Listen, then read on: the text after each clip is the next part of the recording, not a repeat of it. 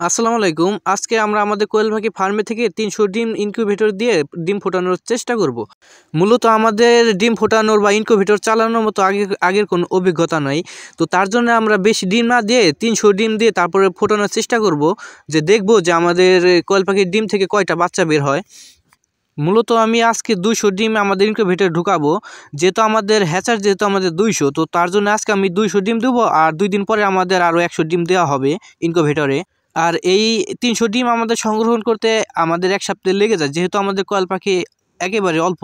তো তারপরে আমি ডিমগুলো ভালো করে ট্রেতে সাজিয়ে তারপরে ইনকিউবেটরের ভিতরে আমরা ডিমগুলো দিয়ে দেই। আর মূলত কোয়েল পাখির ডিম ফুটতে লাগে হচ্ছে ১৫ থেকে ১৬ দিন আমার জানার মতে। তো পরের ভিডিওতে আমরা দেখাবো আমাদের কোয়েল পাখি ডিম ফোটে কি না।